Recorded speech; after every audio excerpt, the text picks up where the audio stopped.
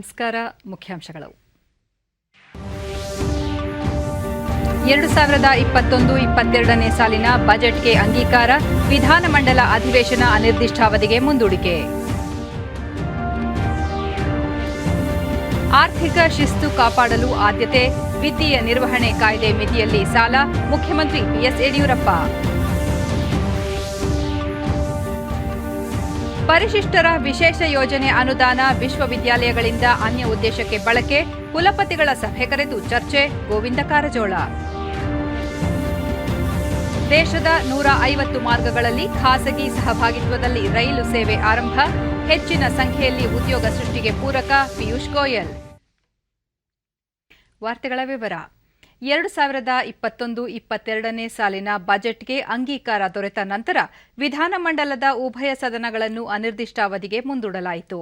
ಇದಕ್ಕೂ ಮುನ್ನ ಹಲವು ಮಹತ್ವದ ವಿಧೇಯಕಗಳನ್ನು ಉಭಯ ಸದನಗಳಲ್ಲಿ ಮಂಡಿಸಿದಾಗ ಆಡಳಿತ ಪಕ್ಷದ ಸದಸ್ಯರಿಂದ ಧ್ವನಿ ಮತದ ಅಂಗೀಕಾರ ದೊರೆಯಿತು. ಈ ನಡುವೆ ವಿಧಾನಸಭೆಯಲ್ಲಿ ಸಿಡಿ ಪ್ರಕರಣದಲ್ಲಿ ಬಗ್ಗೆ ಹಾಲಿ ಹೈಕೋರ್ಟ್ ನ್ಯಾಯಮೂರ್ತಿಗಳ ನೇತೃತ್ವದಲ್ಲಿ ತನಿಖೆ ನಡೆಸಬೇಕು ಎಂದು ಒತ್ತಾಯಿಸಿ ಕಾಂಗ್ರೆಸ್ ಸದಸ್ಯರು ಇಂದು ಧರಣಿ ಮುಂದುವರೆಸಿ ಸರ್ಕಾರದ ವಿರುದ್ಧ ಘೋಷಣೆ ಕೂಗಿದರು. ಧರಣಿ ಪ್ರತಿಭಟನೆಗಳ ನಡುವೆಯೇ ಹಣಕಾಸು ಖಾತೆ ಹೊಂದಿರುವ ಮುಖ್ಯಮಂತ್ರಿ ಬಿಎಸ್ ಯಡಿಯೂರಪ್ಪ ಬಜೆಟ್ ಮೇಲಿನ ಚರ್ಚೆಗೆ ಉತ್ತರ ನೀಡಿದರು. ಕಳೆದ 1 ವರ್ಷದಲ್ಲಿ ಕೋವಿಡ್-19ನಿಂದಾಗಿ ಸ್ಥಗಿತಗೊಂಡಿದ್ದ ಆರ್ಥಿಕತೆ ಇದೀಗ ಚೇತರಿಸಿಕೊಳ್ಳುತ್ತಿದೆ. ಹೊಸ ಸವಾಲುಗಳನ್ನು ಎದುರಿಸುವ ಅನಿವಾರ್ಯತೆಯಲ್ಲಿ ನಾವಿದ್ದು, ಸೋಂಕು ನಿಯಂತ್ರಣದ ಜೊತೆಗೆ ಆರ್ಥಿಕ, ಸಾಮಾಜಿಕ, ಶೈಕ್ಷಣಿಕ ಚಟುವಟಿಕೆಗಳನ್ನು ಸಹ ಮುಂದುವರಿಸುತ್ತೇವೆ. ಇಂತಹ ಪರಿಸ್ಥಿತಿಯಲ್ಲಿ ಹೆಚ್ಚಿನ ಸಾಲ ಮಾಡಬೇಕಾದ ಅನಿವಾರ್ಯತೆ ಎದುರಾಗಿದೆಯಾದರೂ ವಿತ್ತೀಯ ನಿರ್ವಹಣೆ ಕಾಯ್ದೆ ಇತಿಮಿತಿಯಲ್ಲಿ ಸಾಲ ಪಡೆಯಲು ಸರ್ಕಾರ ನಿರ್ಧರಿಸಿದೆ ಎಂದರು. ಆರ್ಥಿಕ ಶಿಸ್ತು ಕಾಪಾಡಿಕೊಳ್ಳಲು ಸರ್ಕಾರ ವಿಶೇಷ ಒತ್ತು ನೀಡಿದೆ. ಕೊರೋನಾ ಸಂಕಷ್ಟದಿಂದ ಎದುರಾಗಿರುವ ಆರ್ಥಿಕ ಪರಿಸ್ಥಿತಿಯ ನಡುವೆಯೂ ಅಭಿವೃದ್ಧಿ ಪರ ಬಜೆಟ್ ಮಂಡನೆ ಮಾಡಿರುವುದಾಗಿ ಮುಖ್ಯಮಂತ್ರಿ ಬಿಎಸ್ ಯಡಿಯೂರಪ್ಪ ಸಮರ್ಥಿಸಿಕೊಂಡರು. ಅಲ್ಲದೆ 3ನೇ ಕಂತಿನ ಅನುದಾನದ ಬೇಡಿಕೆಗಳನ್ನು ಮಂಡಿಸಿದರು. ಧರಣಿ ನಡುವೆಯೇ ಅನುದಾನದ ಬೇಡಿಕೆಗಳು. 2021-22ನೇ ಸಾಲಿನ ಬಜೆಟ್ಗೆ ಸದನದಲ್ಲಿ ಅನುಮೋದನೆ ನೀಡಲಾಯಿತು. ಸಂದರ್ಭದಲ್ಲಿ ಹೊಸ ಸವಾಲುಗಳನ್ನು ಎದುರಿಸುವ ಅನಿವಾರ್ಯತೆ ಎದುರಾಗಿದೆ. ಇದನ್ನು ಧೈರ್ಯವಾಗಿ ನಾವು ಎದುರಿಸುತ್ತೇವೆ.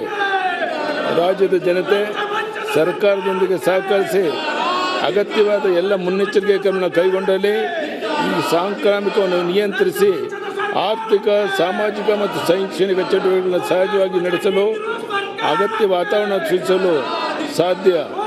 ಆದ್ದರಿಂದ ಜನತೆ ಕೋವಿಡ್ ಸಂಬಂಧ ಸರ್ಕಾರ ವಿಧಿಸಿರುವ ಕಟ್ಟುಪಾಡುಗಳನ್ನು ತಪ್ಪದೇ ಪಾಲಿಸುವಂತೆ ಮನವಿ ಮಾಡುತ್ತೇನೆ. ಗುಂಪಿನಲ್ಲಿ ಈ ರೀತಿ ಸದನದಲ್ಲಿ ಗದ್ದಲ ಉಂಟು ಮಾಡಿದ ಸದಸ್ಯರ ವಿರುದ್ಧ ಆಕ್ಷೇಪ ವ್ಯಕ್ತಪಡಿಸಿದ ಸಭಾಧ್ಯಕ್ಷ ವಿಶ್ವೇಶ್ವರ ಹೆಗಡೆ ಕಾಗೇರಿ, ಸದನದಲ್ಲಿ ಮುಖ್ಯಮಂತ್ರಿಗಳು ಉತ್ತರ ನೀಡುವಾಗ ಗಂಭೀರತೆಯಿಂದ ವರ್ತಿಸಬೇಕು. ಈ ರೀತಿ ಗದ್ದಲ ಉಂಟು ಮಾಡುವುದು ಸರಿಯಲ್ಲ ಎಂದು ಹೇಳಿದರು. ಸಂಸದೀಯ ಕಾರ್ಯಕಲಾಪಗಳಿಗೆ ಅಡ್ಡಿಪಡಿಸುವುದು ಸರಿಯಲ್ಲ. ಭಿನ್ನಾಭಿಪ್ರಾಯಗಳಿದ್ದರೆ ಸದನದ ಹೊರಗೆ ಬಗೆಹರಿಸಿಕೊಳ್ಳಬೇಕು ಎಂದರು.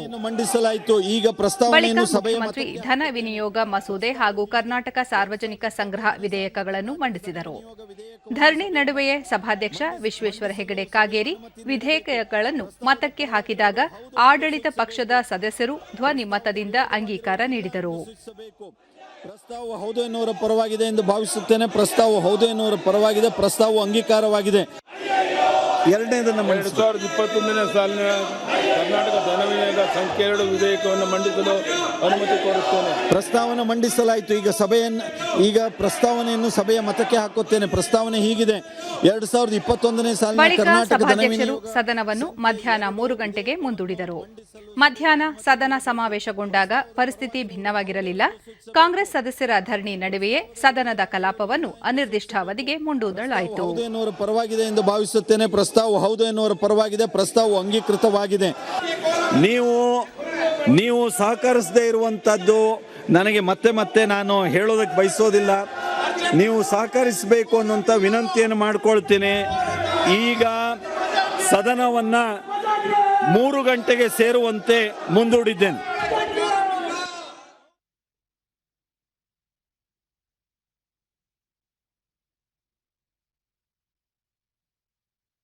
ಬೆಂಗಳೂರು ನಗರದಲ್ಲಿ 1 ಲಕ್ಷ ಬಹುಮಹಡಿ ವಸತಿ ಯೋಜನೆಯನ್ನು ಅತ್ಯಂತ ಪರಿಣಾಮಕಾರಿಯಾಗಿ ಜಾರಿಗೊಳಿಸಲು ಎಲ್ಲಾ ಸಿದ್ಧತೆಗಳನ್ನು ಪೂರ್ಣಗೊಳಿಸಲಾಗಿದೆ ಎಂದು ವಸತಿ ಸಚಿವ ವಿ ಸೋಮಣ್ಣ ವಿಧಾನ ಪರಿಷತ್ತಿನಲ್ಲಿ ಇಂದು ತಿಳಿಸಿದ್ದಾರೆ. ಪ್ರಶ್ನೋತ್ತರ ಕಲಾಪದಲ್ಲಿ ಅವರು ಬಹುಮಹಡಿ ವಸತಿ ನಿರ್ಮಾಣ ಸಂದರ್ಭದಲ್ಲಿ ಎಲ್ಲಾ ರೀತಿಯ ಮೂಲ ಸೌಲಭ್ಯಗಳನ್ನು ಕಲ್ಪಿಸಲಾಗುತ್ತಿದೆ, ಅಂಗನವಾಡಿ, ಉದ್ಯಾನವನ ಮತ್ತಿತರ ಸೌಲಭ್ಯಗಳೂ ಸಹ ಕಲ್ಪಿಸಲಾಗುತ್ತಿದೆ. 2017ರಲ್ಲಿ ಈ ಯೋಜನೆಯನ್ನು ಕೈಗೆತ್ತಿಕೊಂಡಿದ್ದು, ಇದಕ್ಕಾಗಿ 600 ಕೋಟಿ ರೂಪಾಯಿ ಬಿಡುಗಡೆಯಾಗಿದೆ. ಕಾಮಗಾರಿಯ ಸ್ವರೂಪದಲ್ಲಿ ಏನಾದರೂ ಬದಲಾವಣೆ ಅಗತ್ಯವಿದ್ದರೆ ಅಂತಹ ಸಲಹೆಗಳನ್ನು ಸಹ ಸಕಾರಾತ್ಮಕವಾಗಿ ಪರಿಗಣಿಸುವುದಾಗಿ ಅವರು ತಿಳಿಸಿದರು. ನೋಡ್ತಕ್ಕಂಥದಕ್ಕೆ ಈಗಾಗಲೇ ಹಿಂದೆ ಇದ್ದಂಥ ಸರ್ಕಾರ ಮಾಡಿರೋದ್ರಿಂದ ಅದು ಮುಂದುವರ್ಸ್ಕೊಂಡು ಹೋಗ್ತೀನಿ. ತಮ್ಮ ಗಮನಕ್ಕೆ ತರ್ತೀನಿ ಸನ್ಮಾನ್ಯ ಸಭಾಪತಿಗಳೇ, ಒಂದು ಶಾಲೆ ಮಾಡ್ತಕ್ಕಂಥದಕ್ಕೆ, ಅಂಗನವಾಡಿ ಮಾಡ್ತಕ್ಕಂಥದಕ್ಕೆ, ಮತ್ತು ಪ್ರೈಮರಿ ಹೆಲ್ತ್ ಸೆಂಟರ್ ಮಾಡ್ತಕ್ಕಂಥದಕ್ಕೆ, ಅದಲ್ದಿರ ವಾಹನಗಳನ್ನು ನಿಲ್ಲಿಸ್ತಕ್ಕಂಥದಕ್ಕೂ ಕೂಡ ಇಷ್ಟಿಷ್ಟು ಜಾಗವನ್ನು ಮಾಡ್ತಕ್ಕಂಥದಕ್ಕೆ ಮೀಸಲಿಟ್ಟಿದ್ದೇವೆ. ಒಂದು ತಮಗೆ ಬಂದರೆ ಒಂದು ಸಾರಿ ತಾವು ನನ್ನ ಜೊತೆಲೇ ನೀವು ನಾಳೆ ಬೆಳಿಗ್ಗೆ ಬಂದರೆ ನಾಳೆನೇ ಕೊಡ್ತೀವಿ. ಯೋಜನೆ ಯಾವ ರೀತಿ ಇದೆ ಅಂತ ತಾವು ನೋಡಿ ಅದನ್ನೇನು ಬದಲಾವಣೆ ಇದ್ರೆ ಮಾಡೋಣ. ಮತ್ತೊಂದು ಪ್ರಶ್ನೆಗೆ ಉತ್ತರ ನೀಡಿದ ಉಪಮುಖ್ಯಮಂತ್ರಿ ಗೋವಿಂದ ಕಾರಜೋಳ, ಕೋವಿಡ್ ಸಂಕಷ್ಟದಿಂದಾಗಿ ಕೆಲವೆಡೆ ಕಾಮಗಾರಿ ವಿಳಂಬವಾಗಿದೆ, ಇದನ್ನು ತ್ವರಿತಗೊಳಿಸಲು ಸೂಕ್ತ ಕ್ರಮ ತೆಗೆದುಕೊಳ್ಳಲಾಗುತ್ತಿದೆ ಎಂದರು. ಪೇಮೆಂಟ್ ಕೊಡಬೇಕಾಗ್ತದೆ, ಆ ಕಾರಣಕ್ಕಾಗಿ ವಿಳಂಬ ಆಗಿರ್ತದೆ ಸಾಮಾನ್ಯವಾಗಿ. ಆದರೆ ಅವರು ಕಾಮಗಾರಿ ಮಾಡಲಿಕ್ಕೆ ವಿಳಂಬ ಆಯಿತು ಅನ್ನೋದನ್ನು ಹೇಳಿದ್ದಾರೆ. 5 ಮಾರ್ಚ್ 2020ಕ್ಕೆ ನಾವು ಗುತ್ತಿಗೆ ಕರಾರನ್ನು ಮಾಡ್ಕೊಂಡಿದ್ವಿ, ಟೆಂಡರ್ ಅಗ್ರಿಮೆಂಟನ್ನು ಮಾಡ್ಕೊಂಡಿದ್ವಿ ಅಪ್ಪಾಜಿಗೌಡ್ರೆ. ಅದನ್ನು ನಾವು 4/9/2020 ಕಾಮಗಾರಿ ಪೂರ್ಣ ಮಾಡಬೇಕಾಗಿತ್ತು. 4 ಕಾಮಗಾರಿಗಳು, ಪ್ರತಿಯೊಂದು ಕಾಮಗಾರಿನೂ 85 ಲಕ್ಷದ್ದು. ಮಾನ್ಯ ಸಭಾಪತಿಗಳು ಇದರ ಮಧ್ಯದಲ್ಲಿ ಏನಾಯಿತು, ಲಾಕ್ಡೌನ್ ಆಯಿತು ಕರೋನಾದಿಂದ. ವರ್ಕ್ ಆರ್ಡರ್ ಕೊಟ್ಟಿವಿ, ವರ್ಕ್ ಆರ್ಡರ್ ಕೊಟ್ಟು 19 ದಿವಸಕ್ಕೆ ಅಂದರೆ 24/3/2020 ಲಾಕ್ಡೌನ್ ಆಯಿತು. ಲಾಕ್ಡೌನ್ ಆದದ್ದರಿಂದ ಕಾರ್ಯ ಮಾಡಲಿಕ್ಕೆ ವಿಳಂಬ ಆಯಿತು. ವಿಳಂಬವಾಗಿ ಕಾರ್ಯ ಪ್ರಾರಂಭ ಮಾಡಿದ್ದರಿಂದ ಈಗಾಗಲೇ 2 ಕಾಮಗಾರಿಗಳನ್ನ ಪೂರ್ಣ ಮಾಡಿದ್ದಾರೆ. 2 ಕಾಮಗಾರಿಗಳನ್ನು ಮೇ 31 ಮುಗಿಸ್ಕೊಡ್ಬೇಕು ಅಂತೇಳಿ ಕಾಂಟ್ರಾಕ್ಟರ್ಗೆ ಸೂಚನೆಯನ್ನು ಕೊಟ್ಟಿದ್ದೇವೆ, ಆದೇಶವನ್ನು ಕೊಟ್ಟಿದ್ದೇವೆ. ಅದಕ್ಕೆ ಮೇ 2021 2 ಕಾಮಗಾರಿಗಳನ್ನ ಪೂರ್ಣ ಮಾಡಿ ಕೊಡಲಿಕ್ಕೆ ನಮ್ಮ ಸರ್ಕಾರ ಸಿದ್ಧ ಇದೆ. ದಕ್ಷಿಣ ಕನ್ನಡ ಜಿಲ್ಲೆ ಸಮಾಜ ಕಲ್ಯಾಣ ಸಚಿವ ಬಿ ಶ್ರೀರಾಮುಲು ವಸತಿ ಶಾಲೆಗಳಲ್ಲಿ ಖಾಲಿ ಇರುವ ಬೋಧಕೇತರ ಸಿಬ್ಬಂದಿಯನ್ನು ನೇಮಿಸಿಕೊಳ್ಳಲು ಸರ್ಕಾರ ಆದ್ಯತೆ ನೀಡಿದೆ ಎಂದರು. ಏನು ಪರಿಶಿಷ್ಟ ಜಾತಿ ಸಂಬಂಧಪಟ್ಟಿರುವಂತಹ ಶಾಲೆಗಳಲ್ಲಿ ಇರುವುದಿಲ್ಲ, ಹಿಂದುಳಿದಂತ ವಸತಿ ಶಾಲೆ ಒಂದು ಕಾರ್ಯನಿರ್ವಹಿಸುತ್ತಿದೆ. ಜೊತೆಲಿ ಏನು ಕಳೆದ 2 ವರ್ಷಗಳಿಂದ ಪ್ರಸ್ತುತ ಆಗಿ 329 ಮಂದಿ ವಿದ್ಯಾರ್ಥಿಗಳು ವ್ಯಾಸಂಗ ಮಾಡ್ತಾ ಇದ್ದಾರೆ. ನೀವು ಕೇಳಿರುವಂಥ ವಿಷಯ, 2 ವಸತಿ ಶಾಲೆಗಳಲ್ಲಿ ಒಟ್ಟು ಬೋಧಕಿ ಮತ್ತು teaching and non teaching teachers strength total ಆಗಿ 45 ಇತ್ತು. ಅದರಲ್ಲಿ 34 ಮಂದಿ ಮಾತ್ರ ಕೆಲಸ ಮಾಡ್ತಾ ಇದ್ದಾರೆ. ಇನ್ನೊಂದು 11 ಮಂದಿ ಬಾಕಿ ಇರೋ ಕಾರಣ ಆಲ್ರೆಡಿ KPS ಮೂಲಕ ಏನು ವಾರ್ಡನ್ಗಳು, FDC ಮತ್ತು ಸ್ಟಾಫ್ ನರ್ಸು ಇವೆಲ್ಲ ಹುದ್ದೆಗಳು ಆಲ್ರೆಡಿ KPC ಮತ್ತು ಬೇರೆ ಬೇರೆ ಇಂದ ಆಲ್ರೆಡಿ ನೇಮಕಾತಿ ಪ್ರಕ್ರಿಯೆಯಲ್ಲಿದೆ. ಆದಷ್ಟು ಶೀಘ್ರದಲ್ಲೇ ನೇಮಕಾತಿ ಪ್ರಕ್ರಿಯೆಯನ್ನು ಮುಗಿಸಿ ಈ ವಸತಿ ಶಾಲೆಗೆ ಎಷ್ಟು ಸ್ಟಾಫ್ ಬೇಕಾಗುತ್ತೋ ಅದು ವ್ಯವಸ್ಥೆಯನ್ನು ಮಾಡಿಕೊಡಂತ ಕೆಲಸ ಮಾಡ್ತೀನಿ. 11 ಉಳಿದವ 11 ಅತಿ ಶೀಘ್ರದಲ್ಲೇ ಅದು ಪೂರ್ಣ ಮಾಡಿಕೊಡಂತ ಕೆಲಸ ಮಾಡ್ತೀನಿ. ಈ ನಡುವೆ ಜೆಡಿಎಸ್ ಸದಸ್ಯ ಎಚ್ಎಂ ರಮೇಶ್ ಗೌಡ ಮತ್ತಿತರರ ಪ್ರಶ್ನೆಗಳಿಗೆ ಉತ್ತರಿಸಿದ ಉಪಮುಖ್ಯಮಂತ್ರಿ ಗೋವಿಂದ ಕಾರಜೋಳ, ಪರಿಶಿಷ್ಟ ಜಾತಿ ಮತ್ತು ಪಂಗಡದ ವಿದ್ಯಾರ್ಥಿ ನಿಲಯ ನಿರ್ಮಾಣ ಮತ್ತಿತರ ಮೂಲ ಸೌಲಭ್ಯಗಳ ಅಭಿವೃದ್ಧಿಗೆ ವಿಶೇಷ ಯೋಜನೆಯಡಿ ಬಿಡುಗಡೆ ಮಾಡಲಾದ ಅನುದಾನವನ್ನು 9 ವಿಶ್ವವಿದ್ಯಾಲಯಗಳ ಅನ್ಯ ಉದ್ದೇಶಕ್ಕೆ ಬಳಸಿಕೊಂಡಿದ್ದು, ಈ ಬಗ್ಗೆ ಅಧಿವೇಶನ ಮುಗಿದ ಬಳಿಕ ವಿಶ್ವವಿದ್ಯಾಲಯ ಕುಲಪತಿಗಳ ಸಭೆ ಕರೆದು ಚರ್ಚಿಸಲು ತೀರ್ಮಾನಿಸಲಾಗಿದೆ ಎಂದು ಹೇಳಿದರು. ಆದರೆ ಏನಾಗಿದೆ, ಬಹುತೇಕ ವಿಶ್ವವಿದ್ಯಾಲಯಗಳಲ್ಲಿ ನನ್ನ ಗಮನಕ್ಕೆ ಬಂದದ್ದು 9 ವಿಶ್ವವಿದ್ಯಾಲಯಗಳಲ್ಲಿ ಆ ಹಣವನ್ನು ಬೇರೆ ಬೇರೆ ಕಾರಣಕ್ಕೆ ಉಪಯೋಗ ಮಾಡ್ಕೊಂಡಿದ್ದಾರೆ. ಅದಕ್ಕಾಗಿ ನಮ್ಮ ಸಮಾಜ ಕಲ್ಯಾಣ ಇಲಾಖೆಯ ACS ಅವರಿಗೆ ಮೊನ್ನೆ ಹೇಳಿದ್ದೀನಿ ಮತ್ತು ಕಮಿಷನರ್ಗೂ ಸೂಚನೆ ಕೊಟ್ಟಿದ್ದೀನಿ. ಕೂಡಲೇ ಈ ಅಧಿವೇಶನ ಮುಗಿದ ತಕ್ಷಣ ಒಂದು ಸಭೆ ಕರೀರಿ, ಯೂನಿವರ್ಸಿಟಿ ಅವ್ರದ್ದು ಎಷ್ಟೆಷ್ಟು ಹಣ ನಾವು ಕೊಟ್ಟಿದ್ವಿ, ಯಾವುದಕ್ಕೆ ಉಪಯೋಗ ಮಾಡ್ಕೊಂಡಿದ್ದಾರೆ, ಮತ್ತು ಕೆಲವರು ಅವರ ಕಚೇರಿ ಕಟ್ಟಡಕ್ಕೆ ಅವ್ರ ಚೇಂಬರ್ ದುರಸ್ತಿ ಮಾಡ್ಕೊಳ್ಳಿಕ್ಕೆ ಮತ್ತು PD ಅಕೌಂಟ್ನಲ್ಲಿ ಇಟ್ಕೊಳ್ಳಿಕ್ಕೆ ನಾವು ಹಣ ಕೊಟ್ಟಿಲ್ಲ. ನಾವು ಕೊಟ್ಟಿರ್ತಕ್ಕಂಥದ್ದು ಸರಿ ಉಪಯೋಗ ಮಾಡಲ್ಲ. ಪರಿಶಿಷ್ಟ ಜಾತಿ ಜನಾಂಗದ ಮಕ್ಕಳು ಓದ್ತಕ್ಕಂಥವ್ರಿಗೆ ಮೂಲಭೂತ ಸೌಕರ್ಯಗಳಾಗಬೇಕು, ಅಲ್ಲಿ ಹಾಸ್ಟೆಲ್ ಫೆಸಿಲಿಟೀಸ್ ಆಗಬೇಕು. ಹಾಸ್ಟೆಲ್ ಫೆಸಿಲಿಟೀಸ್ ಇಲ್ಲ ಅಂತೇಳಿ ಬೇರೆ ಕಡೆ ಹೋಗ್ತಾ ಇದ್ದಾರೆ. ಅದಕ್ಕೆ ಅಲ್ಲಿ ಕೊಡಬೇಕು ಅಂತ ಹೇಳಿ ಕೊಟ್ಟಿದ್ದೀವಿ. ಅದನ್ನು ಸರ್ಕಾರ ಗಂಭೀರವಾಗಿ ಪರಿಗಣಿಸೋದು. ಈಗಾಗಲೇ ಅದನ್ನು ಈ ಅಧಿವೇಶನ ಮುಗಿದ ತಕ್ಷಣ ಒಂದು ವಿಶೇಷ ಸಭೆ ಕರೆದು ಅದನ್ನು ಸೆಟ್ರೇಟ್ ಸದಸ್ಯರಿಗೆ ಆರೋಗ್ಯ ರಕ್ಷಣೆ ಮತ್ತು ಸಂಬಂಧಿತ ವೃತ್ತಿಯ ರಾಷ್ಟ್ರೀಯ ಆಯೋಗ ಮಸೂದೆಯನ್ನು ಲೋಕಸಭೆಯಲ್ಲಿಂದು ಅಂಗೀಕರಿಸಲಾಯಿತು. ಪರಿಶೀಲನೆ ಮತ್ತು ಅಂಗೀಕಾರಕ್ಕಾಗಿ ಮಸೂದೆಯನ್ನು ಆರೋಗ್ಯ ಸಚಿವ ಡಾ ಹರ್ಷವರ್ಧನ್ ಸದನದಲ್ಲಿ ಮಂಡಿಸಿ, ಕೋವಿಡ್ ಸಾಂಕ್ರಾಮಿಕ ವೇಳೆ ವೈದ್ಯರಲ್ಲದೆ ಪ್ರಯೋಗಾಲಯ ತಂತ್ರಜ್ಞರು, ರಕ್ತ ಮಾದರಿ ಪರೀಕ್ಷೆ ನಡೆಸುವವರು, ಫಿಸಿಯೋಥೆರಪಿ ತಜ್ಞರು ಸೇರಿದಂತೆ ಅನೇಕ ವೃತ್ತಿಪರರು ಸೋಂಕಿತರಿಗೆ ಪ್ರಾಣಭಯ ತೊರೆದು ಚಿಕಿತ್ಸೆ ನೀಡುತ್ತಿದ್ದಾರೆ. ಈ ಮೂಲಕ ಇವರೆಲ್ಲರೂ ತಮ್ಮ ಪಾತ್ರವನ್ನು ಉತ್ತಮವಾಗಿ ನಿರ್ವಹಿಸಿದ್ದಾರೆ. ಸದ್ಯ 56 ವಿವಿಧ ಆರೋಗ್ಯ ರಕ್ಷಣೆ ಮತ್ತು ಸಂಬಂಧಿತ ವೃತ್ತಿಪರರಿದ್ದಾರೆ. ಇವರೆಲ್ಲರೂ ಅಸಂಘಟಿತರಾಗಿರುವುದರಿಂದ ಇವರಿಗೆ ಸುರಕ್ಷತೆ, ಆರೋಗ್ಯ ರಕ್ಷಣೆ ಮತ್ತು ಕೌಶಲ್ಯ ತರಬೇತಿ ಒದಗಿಸುವ ನಿಟ್ಟಿನಲ್ಲಿ ಈ ಮಸೂದೆ ಜಾರಿಗೆ ತರಲಾಗುತ್ತಿದೆ ಎಂದರು. X-ray technicians and many such professions who are as much, if not more, a critical part of the healthcare system as the doctor himself. After bringing in the historic reform of National Medical Commission in 2019, of which you were all very active contributors, to reform and streamline the sector of medical education, we now have another bigger opportunity to transform the much bigger sector of allied and healthcare professions, a group comprising of more than 56 different professions that have been till date unrecognized or unregulated. ಬಳಿಕ ಮಸೂದೆಯನ್ನು ಧ್ವನಿಮತದ ಮೂಲಕ ಅಂಗೀಕರಿಸಲಾಯಿತು. I think the ayes have it, the ayes have it. The motion is adopted and the bill as passed by Rajya Sabha is passed. सदन के ध्यान में लाना चाहता हूं. ಖನಿಜಗಳ ಮೇಲಿನ ರಾಜಸ್ವ ಇಳಿಕೆ ಕುರಿತಂತೆ ಅಧ್ಯಯನ ಸಮಿತಿಯ ವರದಿಯನ್ನು ಪರಿಶೀಲಿಸಲಾಗುತ್ತಿದೆ ಎಂದು ಗಣಿ ಸಚಿವ ಪ್ರಹ್ಲಾದ್ ಜೋಶಿ ಸದನಕ್ಕೆ ತಿಳಿಸಿದ್ದಾರೆ. ಖನಿಜಗಳ ಮೇಲಿನ ರಾಜಸ್ವ ಪರಿಷ್ಕರಣೆ ಕುರಿತ ಪ್ರಶ್ನೆಗಳಿಗೆ ಉತ್ತರಿಸಿದ ಸಚಿವರು, ಖನಿಜಗಳ ಮೇಲಿನ ರಾಜಸ್ವವನ್ನು ಪ್ರತಿ 3 ವರ್ಷಗಳಿಗೊಮ್ಮೆ 1 ಬಾರಿ ಮಾತ್ರ ಏರಿಕೆ ಮಾಡಲಾಗುತ್ತಿದೆ. ದೇಶದಲ್ಲಿ ಖನಿಜಗಳ ಹೇರುವ ತೆರಿಗೆ ವಿಶ್ವದಲ್ಲೇ ಅತ್ಯಧಿಕವಾಗಿದೆ. ಸದ್ಯ ಇವುಗಳ ಮೇಲೆ 40% ರಾಜಸ್ವ ವಿಧಿಸಲಾಗುತ್ತಿದೆ. ಇದನ್ನು ಕಡಿತಗೊಳಿಸುವ ಕುರಿತು ಅಧ್ಯಯನ ಸಮಿತಿ ಪ್ರಸ್ತಾವವನ್ನು ಸಲ್ಲಿಸಿದ್ದು ಸರ್ಕಾರ ಪರಿಶೀಲಿಸಲಿದೆ. ಖನಿಜ ಸಂಪನ್ಮೂಲಗಳ ಮೌಲ್ಯೀಕರಣಕ್ಕಾಗಿ ಸಮಿತಿಯೊಂದನ್ನು ರಚಿಸಲಾಗಿದೆ ಎಂದರು.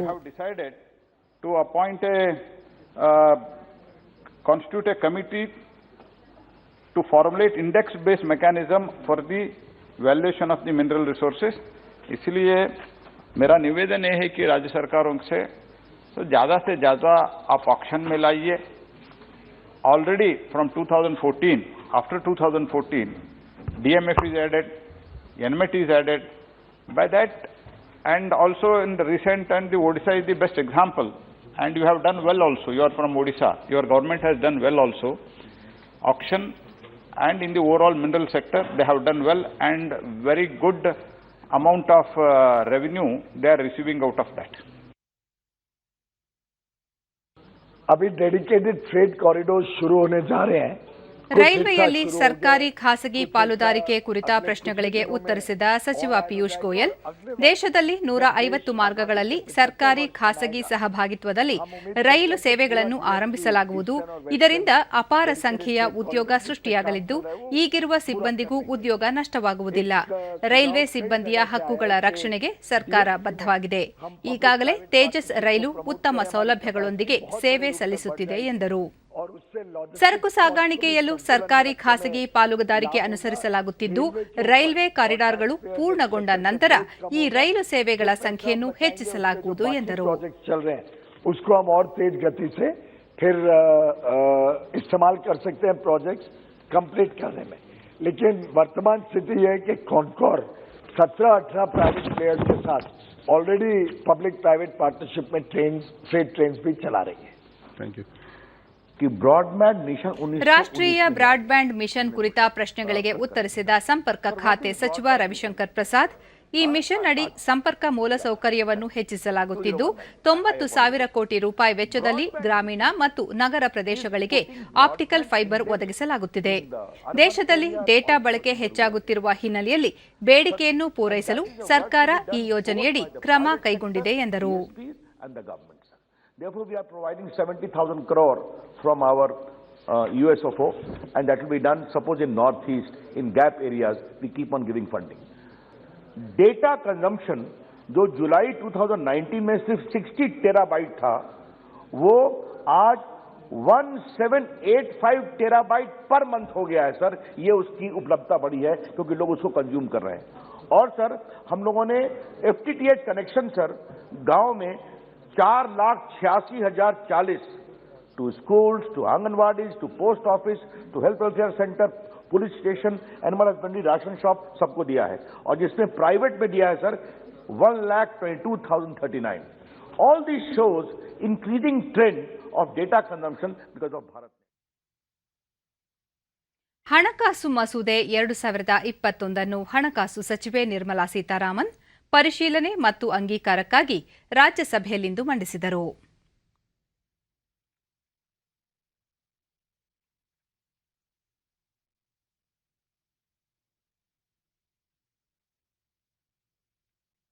श्रीमती निर्मला सीतारामन जी.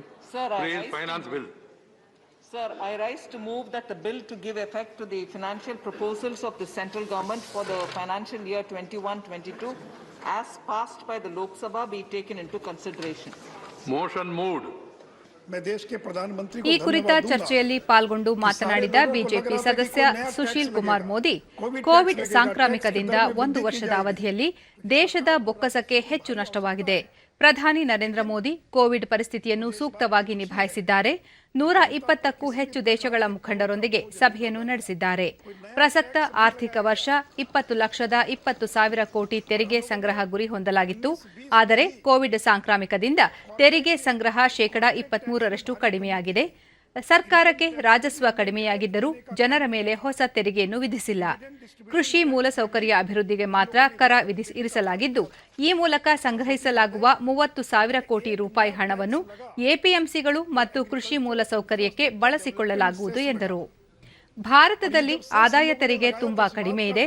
ಆಸ್ಟ್ರೇಲಿಯಾ, ಜಪಾನ್, ಅಮೆರಿಕ ಮುಂತಾದ ದೇಶದಲ್ಲಿ ಇದು ಶೇಕಡಾ 40ಕ್ಕೂ ಅಧಿಕವಿದ್ದರೆ ಭಾರತದಲ್ಲಿ ಶೇಕಡಾ 30ರಷ್ಟು ಇದೆ.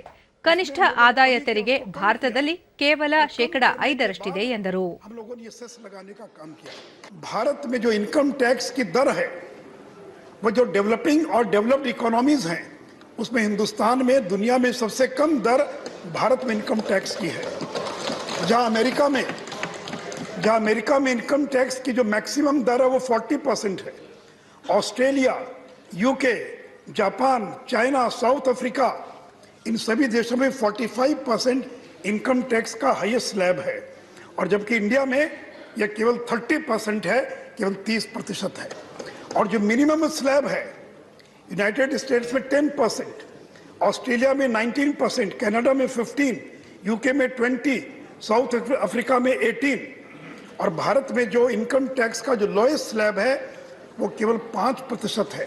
तो सभापति महोदय, एक जमाना था 70 और 60 के दशक में इस देश के अंदर 90% इनकम टैक्स की दर थी. आज हम घटाकर इसको 30% पर लाए हैं. और ये दुनिया के तमाम विकसित देशों की तुलना में हमारा जो इनकम टैक्स का रेट चाहे वो मिनिमम हो या मैक्सिमम हो, हमने सबसे कम रखने का काम किया है. ಸಮಾಜವಾದಿ ಪಕ್ಷದ ರಾಮ್ ಗೋಪಾಲ್ ಯಾದವ್ ಪ್ರಸಕ್ತ ಸಾಲಿನ ಬಜೆಟ್ನಲ್ಲಿ ಹಿರಿಯ ನಾಗರಿಕರಿಗೆ ಹೆಚ್ಚಿನ ತೆರಿಗೆ ವಿನಾಯಿತಿಗಳನ್ನು ಘೋಷಿಸಬೇಕಿತ್ತು. ಹಿರಿಯ ನಾಗರಿಕರು ಸಮಾಜದ ಪ್ರಮುಖ ಭಾಗವಾಗಿದ್ದಾರೆ ಎಂದರು. लेकिन उन्होंने डायरेक्ट टैक्सेस को लेकर और अन्य बातों के लिए जो कुछ बातें की हैं, मैं अपनी बात वहीं से प्रारंभ करता हूं. जहां तक इनकम टैक्स का सवाल है,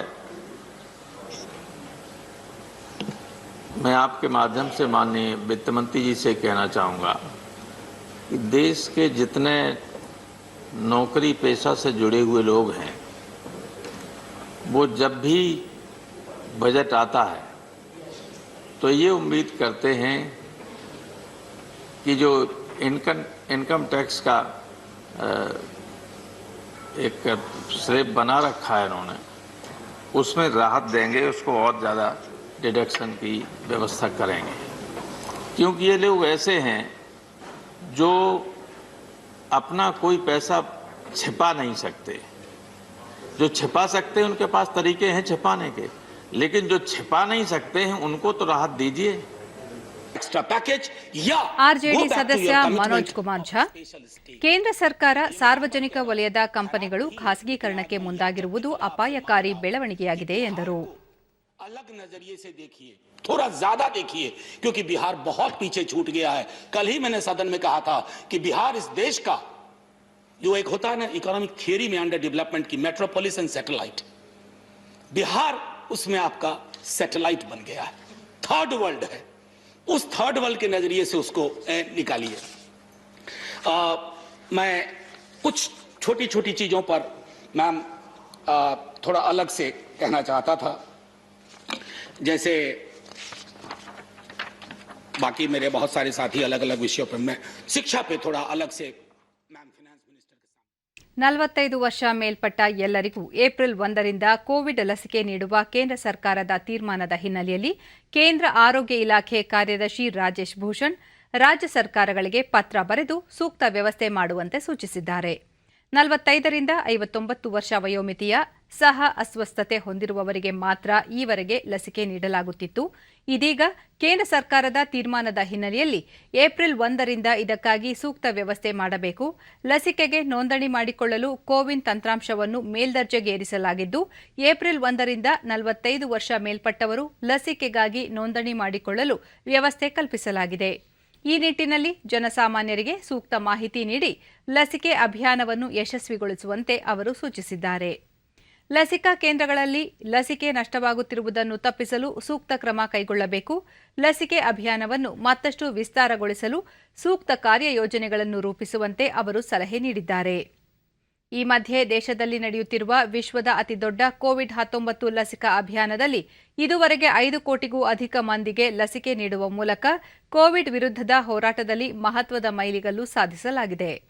ನಿನ್ನೆ ಸಂಜೆ ವೇಳೆಗೆ ಸುಮಾರು 16 ಲಕ್ಷಕ್ಕೂ ಅಧಿಕ ಮಂದಿಗೆ ಲಸಿಕೆ ನೀಡಲಾಗಿದೆ. ಕರೋನಾ ಸೋಂಕಿನಿಂದ ದೇಶದಲ್ಲಿ 1,11,00,000 ಲಕ್ಷ ಮಂದಿ ಚೇತರಿಸಿಕೊಂಡಿದ್ದು, ಗುಣಮುಖರಾದವರ ಸರಾಸರಿ ಪ್ರಮಾಣ 95.67ರಷ್ಟಿದೆ. ರಾಜ್ಯದಲ್ಲಿ ಕೋವಿಡ್ ಲಸಿಕೆಗೆ ಕೊರತೆ ಇಲ್ಲ ಎಂದು ಆರೋಗ್ಯ ಮತ್ತು ವೈದ್ಯಕೀಯ ಶಿಕ್ಷಣ ಸಚಿವ ಡಾ ಕೆ ಸುಧಾಕರ್ ತಿಳಿಸಿದ್ದಾರೆ. ಚಿಕ್ಕಬಳ್ಳಾಪುರದಲ್ಲಿ ನಿನ್ನೆ ಸುದ್ದಿಗಾರರೊಂದಿಗೆ ಮಾತನಾಡಿದ ಅವರು, ಕೇಂದ್ರ ಸರ್ಕಾರ 12,50,000 ಡೋಸ್ ಲಸಿಕೆಯನ್ನು ಪೂರೈಸುತ್ತಿದೆ. ಇಂದು ಸುಮಾರು 4 ಲಕ್ಷ ಡೋಸ್ ಲಸಿಕೆ ವಿಶೇಷ ವಿಮಾನದ ಮೂಲಕ ಬರಲಿದೆ. ಅಗತ್ಯವಿರುವ ಕಡೆಗಳಲ್ಲಿ ಆದ್ಯತೆ ಮೇರೆಗೆ ಲಸಿಕೆ ಪೂರೈಸಲಾಗುವುದು ಎಂದು ಅವರು ತಿಳಿಸಿದ್ದಾರೆ. ಬೆಂಗಳೂರಿನಲ್ಲಿಂದು ಸುದ್ದಿಗಾರರೊಂದಿಗೆ ಮಾತನಾಡಿದ ಅವರು, ರಾಜ್ಯದಲ್ಲಿ ಕೋವಿಡ್ ಸೋಂಕಿನ ಪ್ರಮಾಣ ಹೆಚ್ಚಾಗುತ್ತಿದೆ. 2% ಹೆಚ್ಚಿನ ಪ್ರಮಾಣದಲ್ಲಿ ಪಾಸಿಟಿವಿಟಿ ದರವಿದ್ದು, ಏಪ್ರಿಲ್ 1ರ ನಂತರ 45 ವರ್ಷ ವಯೋಮಿತಿ ಮೀರಿದ ಪ್ರತಿಯೊಬ್ಬರೂ ಕಡ್ಡಾಯವಾಗಿ ಲಸಿಕೆ ಪಡೆಯಬೇಕು ಎಂದು ಅವರು ಮನವಿ ಮಾಡಿದ್ದಾರೆ. ಗಡಿ ಜಿಲ್ಲೆ ಚಾಮರಾಜನಗರದಲ್ಲಿ ಕೊರೋನಾ ಸೋಂಕು ನಿಯಂತ್ರಣಕ್ಕೆ ಕಟ್ಟುನಿಟ್ಟಿನ ಕ್ರಮಗಳನ್ನು ಕೈಗೊಳ್ಳಲಾಗಿದೆ.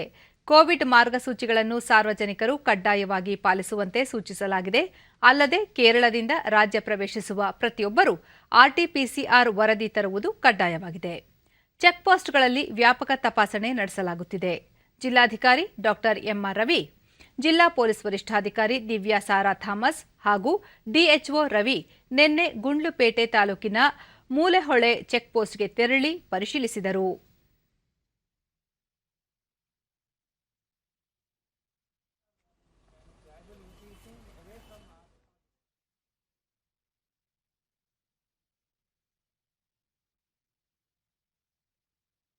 ಬಳಿಕ ಡಿಡಿ ನ್ಯೂಸ್ನೊಂದಿಗೆ ಜಿಲ್ಲಾಧಿಕಾರಿ ಡಾ ಎಂಆರ್ ರವಿ, ಕೇರಳದಲ್ಲಿ ಕೊರೋನಾ ಸೋಂಕು ಹೆಚ್ಚಾಗುತ್ತಿರುವ ಹಿನ್ನೆಲೆಯಲ್ಲಿ ಚೆಕ್ಪೋಸ್ಟ್ಗಳಲ್ಲಿ ಹೆಚ್ಚಿನ ಮುಂಜಾಗ್ರತಾ ಕ್ರಮ ಕೈಗೊಳ್ಳಲಾಗಿದೆ.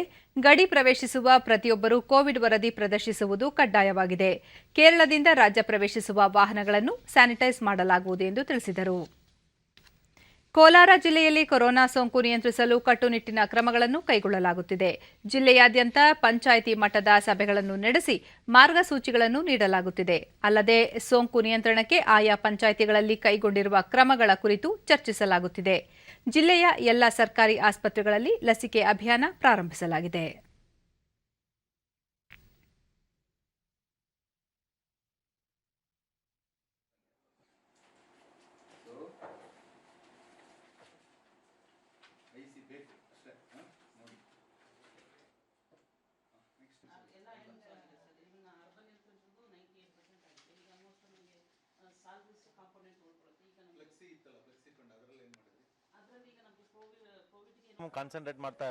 ಡಿಡಿ ನ್ಯೂಸ್ನೊಂದಿಗೆ ಜಿಲ್ಲಾಧಿಕಾರಿ ಡಾಕ್ಟರ್ ಸೆಲ್ವಮಣಿ, ಕೊರೋನಾ ಸೋಂಕು ಮತ್ತು ಮಾರ್ಗಸೂಚಿಗಳ ಕುರಿತು ಸಾರ್ವಜನಿಕರಲ್ಲಿ ಜಾಗೃತಿ ಮೂಡಿಸಲಾಗುತ್ತಿದೆ. ಜಿಲ್ಲೆಯಲ್ಲಿ ಹೆಚ್ಚಿನ ಸಂಖ್ಯೆಯಲ್ಲಿ ಕೊರೋನಾ ತಪಾಸಣೆ ನಡೆಸಲಾಗುತ್ತಿದೆ ಎಂದರು. ಎರಡನೆಯದು, ಈಗ ವ್ಯಾಕ್ಸಿನೇಷನ್ ಈಗ 60 ವಯಸ್ಸಿಗಿಂತ ಜಾಸ್ತಿ ಇರುವವರೆಗೂ ಉಚಿತವಾಗಿ ನಮ್ಮ ಸರ್ಕಾರಿ ಎಲ್ಲ ಸಂಸ್ಥೆಯಲ್ಲಿನೂ ಕೂಡ ಸರ್ಕಾರಿ PH ಇರಲಿ, CS ಇರಲಿ ಅಥವಾ ನಮ್ಮ ತಾಲೂಕು ಹಾಸ್ಪಿಟಲ್ ಮತ್ತು ಗೌರ್ಮೆಂಟ್ ಹಾಸ್ಪಿಟಲ್ ಎಲ್ಲದಲ್ಲಿನೂ ಕೂಡ ಉಚಿತವಾಗಿ ಕೊಡ್ತಾ ಇದ್ದೀವಿ. ಅದಿಲ್ಲದ್ರೆ 45 to 59 ಇರೋವರೆಗೂ ಕೂಡ ಕೋಮಾಬಿಡಿಟಿ ಇರೋವರೆಗೂ ಕೊಡ್ತಾ ಇದ್ದೀವಿ. ವ್ಯಾಕ್ಸಿನೇಷನ್ ಈಗ ಜಾಸ್ತಿ ಮಾಡ್ತಾ ಇದ್ದೀವಿ. ಈಗಾಗಲೇ ಸುಮಾರು ಒಂದು 25% ನಾವು 60 ವಯಸ್ಸಿಗೆ ಮೇಲ್ಪಟ್ಟವರೆಗೂ ಕವರ್ ಮಾಡಿದ್ದೀವಿ. ಸೊ ಉಳಿದ್ರನ್ನು ಕೂಡ ನಾವು ಕವರ್ ಮಾಡ್ತೀವಿ ಆದಷ್ಟು ಬೇಗ. ಅದಿಲ್ಲದ್ರೆ ಜನರಿಗೂ ಕೂಡ ನಾವು 2 ವಿಚಾರಗಳು ಹೇಳ್ತಾ ಇರೋದು ಏನಂತ, ಮಾಸ್ಕ್ ಧರಿಸಲ್ಲದ್ರೆ ಹೊರಗೆ ಹೋಗಬೇಡ, ಎರಡನೇದು ಸಾಮಾಜಿಕ ಅಂತರವನ್ನು ಕಾಪಾಡಬೇಕು. ಜಿಲ್ಲಾ ಆರೋಗ್ಯಾಧಿಕಾರಿ ಡಾಕ್ಟರ್ ವಿಜಯಕುಮಾರ್, ಜಿಲ್ಲೆಯಲ್ಲಿ ಲಸಿಕೆಯ ಕೊರತೆ ಇಲ್ಲ, ಅಗತ್ಯವಿರುವಷ್ಟು ಲಸಿಕೆಯನ್ನು ಶೇಖರಿಸಲಾಗಿದೆ, ಎಲ್ಲಾ ಪಂಚಾಯಿತಿ ಮಟ್ಟದಲ್ಲಿ ಉಚಿತ ಲಸಿಕೆ ನೀಡಲಾಗುತ್ತಿದೆ ಎಂದು ತಿಳಿಸಿದರು. ನಮ್ಮ ಕಡೆ 2 ವ್ಯಾಕ್ಸಿನ್ ಕೂಡ, ಕೋವ್ಯಾಕ್ಸಿನ್ ಮತ್ತು ಕೋವಿಶೀಲ್ಡ್ ವ್ಯಾಕ್ಸಿನ್ ಕೂಡ ಅವೈಲಬಿಲಿಟಿ ಇರ್ತದೆ. ಸೊ ಯಾವುದೇ ಸಾರ್ವಜನಿಕರಲ್ಲಿ ವಿನಂತಿ ಮಾಡ್ಕೊಳ್ಳೋದೇನೆಂದರೆ, ನಮ್ಮಲ್ಲಿ ಆ್ಯಕ್ಚುಲಿ ವ್ಯಾಕ್ಸಿನ್ ಯಾವುದೇ ಥರ ಏನು ಸ್ಟಾಕ್ ಕಡಿಮೆ ಇರಲಿಲ್ಲ, ನಮಗೆ ಬೇಕಾದ ಸ್ಟಾಕ್ ಇದೆ. ದಯವಿಟ್ಟು ಎಲ್ಲರೂ ಬಂದು ಈ ಒಂದು ವ್ಯಾಕ್ಸಿನೇಷನ್ ಹಾಕೊಳ್ಳೋದ್ರಿಂದ ನಾವು ಮುಂದೆ ಈ ಒಂದು ಕೋವಿಡ್ ಏನು ಹರಡೋದನ್ನು ತಡೆಗಟ್ಟಬಹುದು. ಮುಖ್ಯವಾಗಿ ನಮ್ಮ ಅಬೌವ್ 60 ಅವ್ರನ್ನ ನಾವು ಸೇಫ್ ಗಾರ್ಡ್ ಮಾಡಬೇಕು ಮತ್ತು ಅವರ ಹೆಲ್ತ್ ಕೂಡ ನೋಡ್ಕೋಬೇಕಾಗುತ್ತೆ.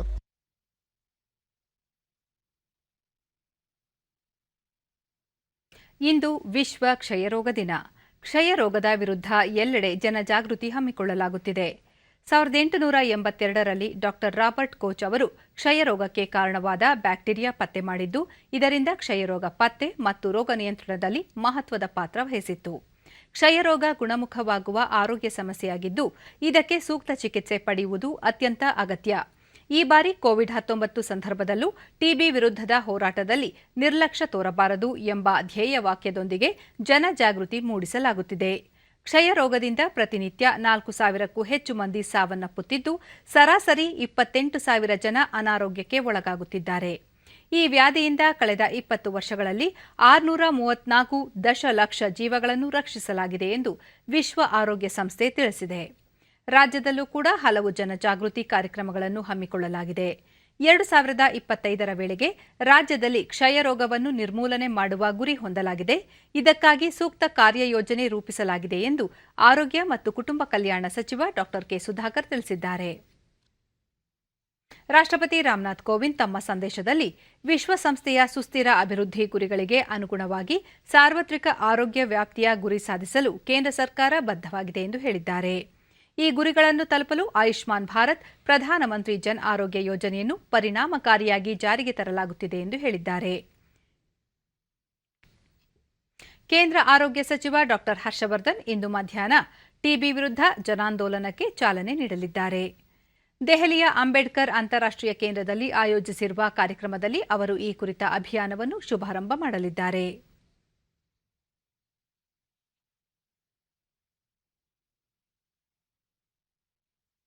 ಕೊನೆಯಲ್ಲಿ ಮತ್ತೊಮ್ಮೆ ಮುಖ್ಯಾಂಶಗಳು. 2021-22ನೇ ಸಾಲಿನ ಬಜೆಟ್ಗೆ ಅಂಗೀಕಾರ, ವಿಧಾನಮಂಡಲ ಅಧಿವೇಶನ ಅನಿರ್ದಿಷ್ಟಾವಧಿಗೆ ಮುಂದೂಡಿಕೆ. ಆರ್ಥಿಕ ಶಿಸ್ತು ಕಾಪಾಡಲು ಆದ್ಯತೆ, ವಿತ್ತೀಯ ನಿರ್ವಹಣೆ ಕಾಯ್ದೆ ಮಿತಿಯಲ್ಲಿ ಸಾಲ, ಮುಖ್ಯಮಂತ್ರಿ ಬಿಎಸ್ ಯಡಿಯೂರಪ್ಪ.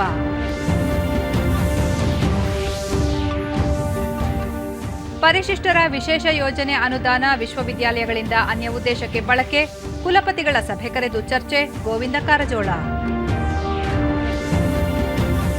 ದೇಶದ 150 ಮಾರ್ಗಗಳಲ್ಲಿ ಖಾಸಗಿ ಸಹಭಾಗಿತ್ವದಲ್ಲಿ ರೈಲು ಸೇವೆ ಆರಂಭ, ಹೆಚ್ಚಿನ ಸಂಖ್ಯೆಯಲ್ಲಿ ಉದ್ಯೋಗ ಸೃಷ್ಟಿಗೆ ಪೂರಕ ಪಿಯೂಷ್ ಗೋಯಲ್. ವೀಕ್ಷಕರೇ ಗಮನಿಸಿ, ನಮ್ಮ ವಾರ್ತಾ ಪ್ರಸಾರವನ್ನು ನೀವು ಡಿಡಿ ಚಂದನ ನ್ಯೂಸ್ ಯೂಟ್ಯೂಬ್ ಚಾನೆಲ್ನಲ್ಲೂ ವೀಕ್ಷಿಸಬಹುದು. ನಮ್ಮ ಮುಂದಿನ ವಾರ್ತಾ ಪ್ರಸಾರ ಸಂಜೆ 7 ಗಂಟೆಗೆ. ನಮಸ್ಕಾರ.